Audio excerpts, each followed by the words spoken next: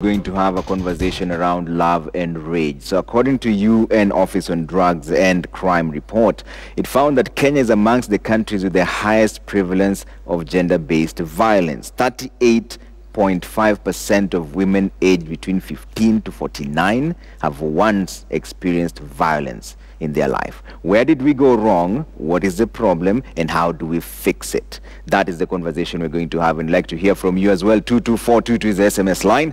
At Trevor Mbija at Citizen TV Kenya, hashtag Monday Report. I'll sample some of your views during this broadcast. Let me introduce my guest real quick before we start the conversation, beginning from my immediate left. Diane Masinde, a marriage and relationship counselor. Thank you so much for coming in. Honorable Millie Mabona Odhiambo. She's a Suba North Member of Parliament, very instrumental when it comes to issues of Sexual Offences Act. She'll tell us where the problem is, whether there are gaps in legislation. Thank you for making time as well. And last but not least, Reverend Tom Otieno from ACK St. Augustine in Madaraka. He'll give us the clergy perspective. Has the church failed in steering relationships in the right way, and how do we come back to the right path? But we also have several people in the audience, psychologists and victims who've gone through it. They'll give us the experience as well. In fact, that is where we start from. Ngini Nasongo, she's a psychologist. She'll give us the experience and tell us why it's so hard to walk away. Ngini, we'll start with you.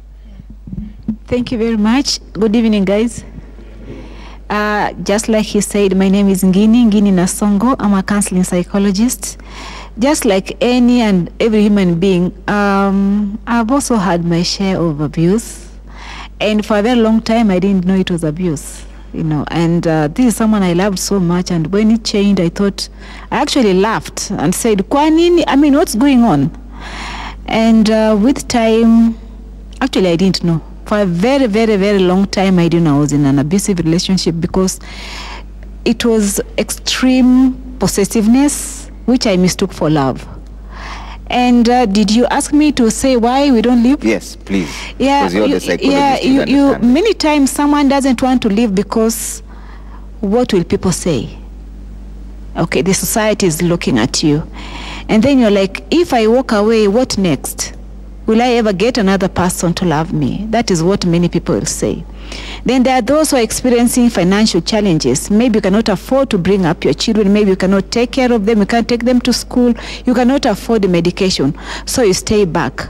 Then church. What will people say in church? You know, it's just a whole world. You know, the society expects so much from you, and yet it's you as an individual who is suffering. Gini, so you get stuck. Yeah. I find it interesting because you're a counseling psychologist. Yes. And you say sometimes abuse is covered in love. Yes. What does that mean? Someone doesn't really realize they're being abused. You know, there is one who is a perpetrator and the other one is a victim. So while it is happening, this person who is experiencing it, the victim feels like or thinks actually they're the ones who are on the wrong, because that's what the perpetrator makes them feel. So they get stuck there thinking that, okay, maybe if you literally walk on eggshells because you're scared of doing something wrong that will offend this person you so much love. Yeah. You know, so you get stuck, and the perpetrator enjoys it because now what they want is power and control. Have they gotten a real grip of you? Yeah. And that's what will keep you staying. In your own experience, did you see it coming? Was it progressive? I can't even say I saw it. It was much, much later, when I was almost getting out, that I realized, hey, I think I was being abused. Okay. Yeah. And abuse really is not physical only. It can also be emotional, financial, and so many sexual, so many other ways of forms of abuse. All right. Yes. Thank you. And this doesn't just end with women as well. There are also men who've been abused. So I'll start with your name. Just kindly introduce yourself. And no, it's okay. You can just sit. Just let us know what your experience was like. Okay. Good evening, everyone. Okay. My name is Dan Matakaya. I'm a police officer. I'm a domestic violence survivor. Okay, this is a very crucial topic because it's not only women. Men also experience violence, but as per now, the culture, our culture, does not give a man a space to talk about violence or what they are experiencing in marriage. That's why many men experience violence and then they keep quiet and they suffer from inside, and they suffer a lot. Many of them have gone into depression, and many cases, what you can see, what is happening in our nation right now, is that many men are going through these issues and they don't have this safe space to share and get solution to some of the cases. In your case, what happened, if you don't mind sharing? Okay, in my case, this happened in 2013. As I've said, I'm a police officer. I came to the house at around 5:30 in the morning. I was so tired because I was on duty the whole night. So I went direct to the bed, and my ex-wife was in the house. She woke up and poured an acid on my face. I sustained the burns, and I also lost sight during the incident. After doing so, she had gone further and connected electricity, because when I jumped out of the bed to try and get some water to pour on my face, I stepped on the floor and then I felt a shock. She had connected electricity, so she wanted me to be electrocuted in the house, until when I just screamed and my colleagues came and rescued me. So this is it's something that is happening. After experiencing that, during my journey, during the treatment, I've come across many men who are going through the same, who are battling the crime, the vice, and the worst thing is that the domestic violence is something that has been hidden. It's a crime that has been hidden for quite some time, and the society and the families are condoning this vice. We don't know, but maybe for their own reasons. But until we come out and talk about the issue, share it openly, that's the only way we will find the solution to some of these cases. When you say family is condoning it, in your case, did you see it coming? Did the family tell you to stay despite having a bit of riffraff with your ex-wife? In my case, it was quite difficult because it was a unique one, because for me, we did not have any, there was no indicators, because we are living happily as a wife and husband until when this happened. And I remember when I met my ex-wife in court and I asked her what happened, she told me that she was misadvised. This was a course. My ex-wife used to be someone who don't talk a lot, and whenever she's going through something, maybe she was not an open lady who could talk freely on what she is experiencing. Okay. Yes. All right. Thank you for sharing. I believe you're very confident, and we appreciate you taking time. Honorable Millie, what is really going on in your own assessment? It's very unfortunate, and I think from the testimonies you can hear, it affects both men and women.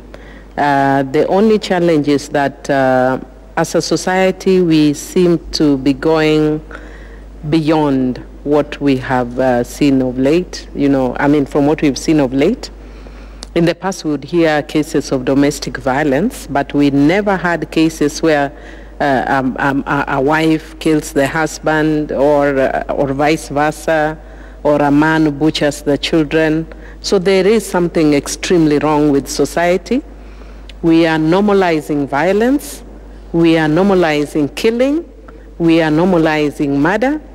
And I was totally outraged, yesterday. I actually had to get off Facebook because I just went on a rant abusing everyone, because people were normalizing the killing of a woman and their children. And I'm like, when you get into a level as a society that we want to justify why a man has killed the children, then we are idiots. There's something wrong with us.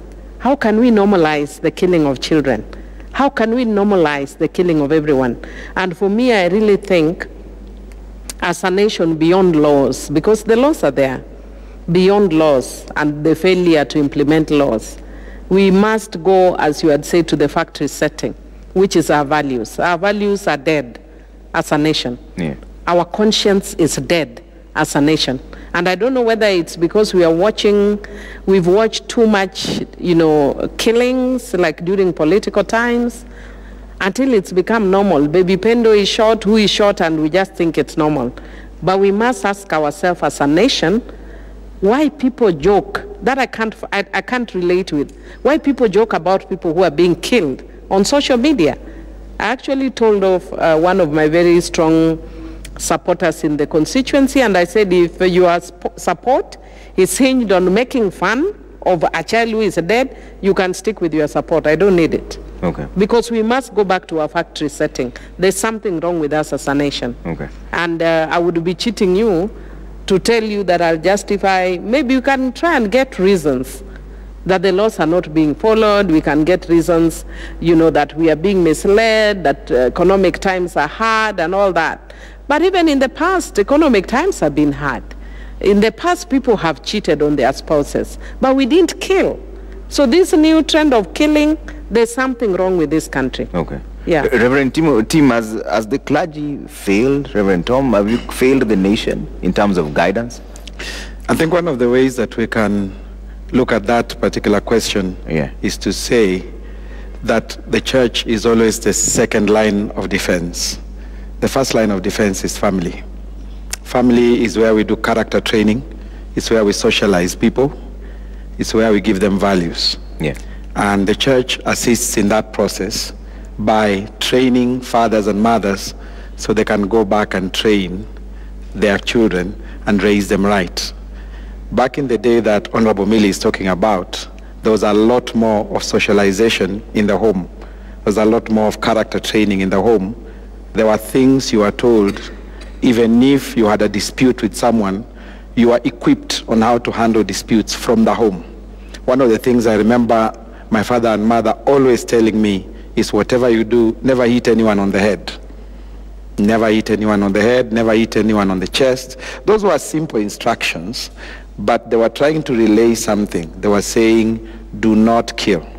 It is unacceptable that your age should bring you to the point of killing. So when family goes wrong, then the church is left with very little wiggling room. But let me answer your question more directly. It's a yes and no answer. Yes, because there are aspects where the church has not done what it was supposed to have done in mitigating preparation. Because when you talk about relationships, by the time you're talking about love relationships, someone has been through life. They've been through a journey. And the church journeys with people from the time they are born. So we cannot escape the blame altogether.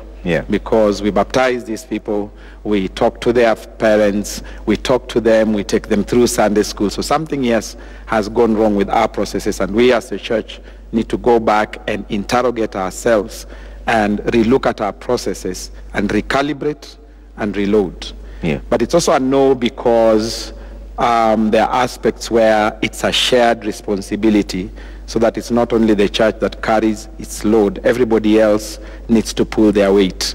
So yes and no. I'll be quick to take responsibility, but I would also be quick to say the other aspects or the other facets of society that need to socialize that child need to come up and pull their weight. Has also failed, okay. Diane, you're a marriage counselor, and give me practical examples. Some of the things that Honorable Millie is talking about that people try to justify is infidelity.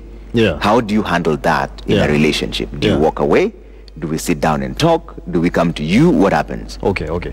First of all, allow me to just first define what love is. Because we usually throw that word very casually, especially in this day and age of I love you, I love you, being told all this kind of stuff. And even as you're calling the show today, love and rage. So what is love? Love is first of all seeking to understand you. I seek to understand you and I seek to know you. Once I seek to know you and understand you, then I start to value you. Once I value you, I start now to invest in you. Invest in you could be investing time, could be investing exclusive effort, could be investing whatever thing that makes whatever it is that we have special. And then once I invest, now also protect. So now you see it's from the understanding, value, investing, protect. That's what love is. So by the time somebody comes to tell you I love you, ask yourself, does this person seek to understand me? This person seeks to understand me and to know me. Seeking to understand me means that if you step on my toes, if I tell you I'm hurt, you're able to listen to me and you're able to work things out. So a lot of us, we don't understand what the meaning of love is. And so we fall for anyone who tells us, I love you. And then again, a lot of us also love ourselves. We stay in situations that are not helpful for us. Why? Because we don't love ourselves. And because we don't love ourselves, we want to give our meaning to somebody else. When it comes to gender-based violence, it starts by not having gender understanding the opposite gender. And a lot of us, we're getting married, and yet we don't seek to understand the opposite gender. For example, when you look at these two bottles, let me show you. These are two different bottles, but they have the same content inside. So imagine this is a man and this is a woman.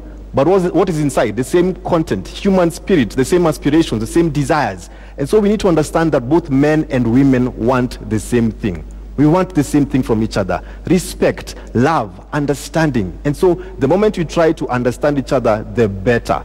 But we're getting married. First of all, there's mess at home, as Reverend Tom has actually mentioned. Some of us are growing up from broken families and broken marriages of our parents. So we check into the dating scene, it's already messy. By the time we enter into marriage, we don't know how to handle it. When it comes to matters to do with infidelity and all those kind of stuff, infidelity has happened to so many marriages. People are cheating. It has become so prevalent in this day and age. But then infidelity doesn't always mean the death of your marriage, because I've worked with so many different couples who there have been infidelity, but then the person who actually cheated has to own up, has to accept, I was wrong, and not to blame the other person. I cheated because you did this. I cheated because you are not there for me. I cheated because there was you denied me conjugal rights. Taking up ownership of responsibility. I am responsible for messing up. So the person who cheats is the one who's supposed to own up. And then the person who's been cheated on should actually also give in that leeway, that understanding. It is going to be a journey. It's not an event. Because when you're seeking love, love is about being patient. Love is patient. So are you patient with the person that you're with? Even when somebody falls, when your loved one falls, because sometimes we fall, sometimes the fall is very messy, sometimes the fall is something that can easily be managed. The thing is this, are you patient? And are both of you willing to work it out? Why? Because you've sought to love each other, to understand, to value, to invest, and to protect. Okay. Let me give you another experience here and hear from people. Let's start with your name, sir, and just give us what your thoughts are on this subject and your concerns. Good evening. Good evening. My name are Edward Meso. Yeah. I don't have... Move closer to the mic. Yeah. I don't have much to say. You're still perturbed by this entire concern. Okay, let's see how many people have concerns to raise here. I see two of them in front. Okay, let's start with you. Go ahead. My name is John Mark Ababu. First, I had a question. Yes. To my panelist. You know, nowadays, men, it's very hard for a man to accept that a woman can play him. But the vice versa is very painful to men. So it's also high time. Men should also accept that their women can play him. And if they accept whatever they do, that it might be done to them, it will be easy. Like recently, you know, I like socializing through Facebook so much. So on a weekend, you can just decide to messenger, maybe a lady, just see her profile, then you decide to message. The funny thing, if you chat with a lady maybe 1 minute, you'll be shocked. She just tells you that I've missed you and we have never met. So it's like this social media is really affecting us. So I wanted to ask, is it maybe you have lost the moral, or what is it? Okay. True. All right. Yes, my name is Bernard Omondi. You're a marriage counselor, right? Who decided that people should marry? Yeah. Do we really need marriage? Okay. Because I think the most important thing for me is raising the kids, having the kids. If you can find a way of just getting kids without this confusion called marriage. Yes. Okay. Yeah. Yes. I think we need to establish who came up with the idea of marriage first. Okay. What did he have in mind about marriage? And then if he had a concept on how it should be worked out. Yes. Because if you talked about love right now, I don't think that today love is the basis of marriage. Yes? I don't think so, because guys, women are marrying because they are running away from their poverty. They think by marrying now they're going to be rich, yeah. And then when you discover this guy is not the guy you married, because you're not also marrying, you are marrying strangers. Okay. We are marrying strangers nowadays. Yes. Okay. In our traditional society, we had mechanisms of establishing and understanding. Our parents used to do the background. But in the city right now, there's nothing like that background. You're just marrying people for very, very many reasons. Okay. So if those very, very many reasons can be established, and if you can also establish whether marriage is really necessary, then I think you can come up with solutions to some of these problems. Okay. I see there's still many more concerns here. I hope you're taking your questions, Diane. We'll take a few more here, then I'll come to the second line. Thank you very much. Yeah. My name is Omulo Jr. I'm glad to be here. First and foremost, gender-based violence is one of the most pervasive, violation of human rights, whose victims are women, mostly. And nowadays in the news is most of the sad stories that we hear around. But initially, in those old days, we used to see, seriousness in marriage, especially courtship. But nowadays, we don't have time for courtship.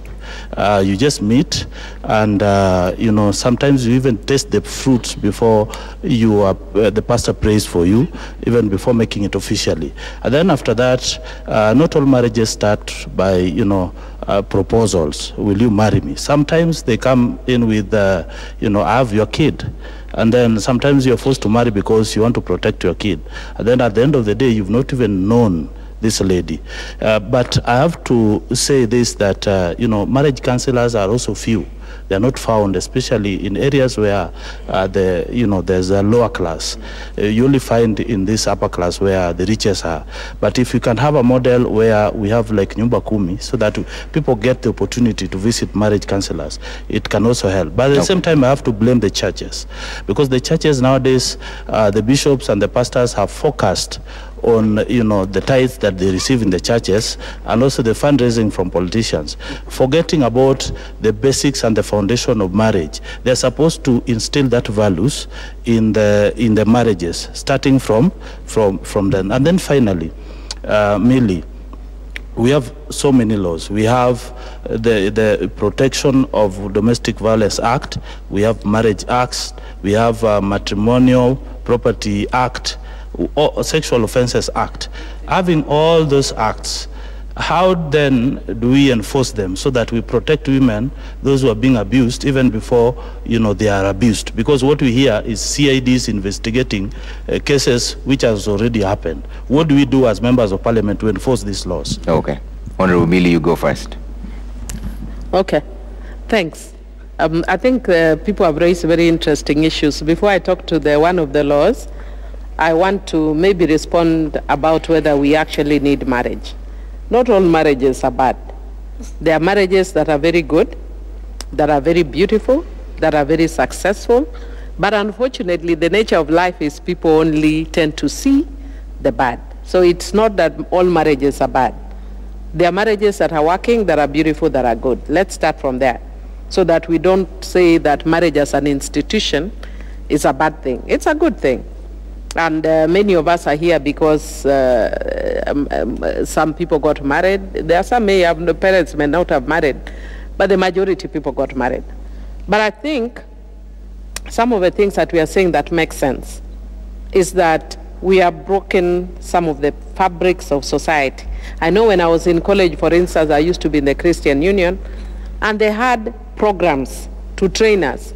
Before you have a boyfriend, you are trained about relationships, about how dating, about what a relationship entails. So, but if you ask young people now, and I'm really glad that the counselor has told us about, defining love. But now if you tell young people about love, they'll tell you love is about, I saw this guy and my heart was beating, like at 40 kilometers an hour, and my palms were sweaty. After your palms are sweaty and your heart has beaten, and you get married to this guy, your palm will not sweat all your life. It will stop after 1 month, I can assure you. And so you must invest in something higher than sweaty palms.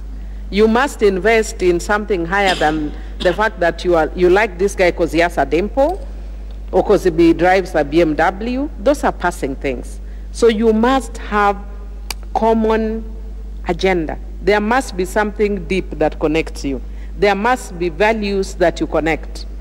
And if for instance, you're a person, you know, like I see a lot of the young Luo girls nowadays, so when you talk to them, they tell you, you know, where is it happening? It's happening here. So if your value is a guy who mokes wherever and you want to go with him, go and liel with him wherever it's lieling, yeah? But if you're a church person, look for a person who loves God. So don't think that you are going to marry a guy who is spending his, or a woman. Let me actually use the women, because this is where I see a lot of problems. A lot of people marry women who they found in bars, then you expect her to come home and sit with the Bible. You are joking. She will be in the bar because that's where you found her. So first, find a common ground. And if you found her in the bar, don't remove her in the bar, because that's what she's used to. So learn to live with it. There must be common principles, common values that connect you. But having said that, getting back to the issue of the laws, and we passed several laws, and that's why I'm telling you it's a tragedy, because it's no longer about laws. We have laws and laws protecting victims. I brought a law on victim protection. Njokindungu brought the Sexual Offences Act. We have the family protection, amongst many, many other laws. So Kenya, we can actually be accused of over-legislating. And I can tell you for a fact, because I used to work in FIDA before I came, you know, to Parliament, there are very, very many people who are held to account. There are some who are not held to account, and there are a few weird ones who end up killing their spouses. But a lot of them are also held to account. There are some who are jailed for killing, and there are some who are forced to provide for their kids. And the good news is, now even women, if you are doing better than your husband, you will be forced to take care of your husband. That's the law. It's about equality, and I think women need to understand this. Because I had people giving this wrong notion, or cheating women, telling them that if you have left your husband with the children, don't go for support because you will be killed. No way. Yeah. There are weird people who will kill you, but guess what? He kills you, he also kills his own life. Because if you kill somebody, don't think your life will ever be normal. So I would want to say that, yes, in terms of Parliament, once we pass the law, the implementation goes to the executive, to the DPP, to the police, to the judiciary. It moves away from us. Are they the ones then who are failing Kenyans, in your view? To some degree, you could say so. And the reason why you could say so is because some of the cases take too long. And because they take too long, you'll hear that in this case, even though we provided that every offense is now bailable. Yeah. So you find that somebody is accused of killing the wife and children. They are given bail, they are out. Yeah? Then you'll hear 2 years later, going on with their business, buying new cars, has a new wife, a new child. So the public is like, so what is this all about? So everybody will feel next time when there's a problem, let me kill, because the legal system is not working. Okay. Others bribe their way, even in cases which is so obvious. So yes, to some degree, they fail us. Right. But to some degree, I think every institution is responsible, including what the church is telling us, that there are aspects in which the church is also failing us. Because the priorities of the church is very wanted. The church is just focused on fundraiser from morning to evening. Okay. And they have forgotten the flock. Let us also focus on the flock. All right. Without fundraisers. All right. Reverend Tom, you'll respond to that right after this break. We're taking a quick break here on the Monday Report Town Hall session. When we come back, we'll also get views from the people here on how do we restore that moral fabric in the society. Henceforth, what kind of conversations should we be having? 22422 is the SMS line at Trevor Mbija at Citizen TV Kenya. # Monday Report. We're back in just a bit.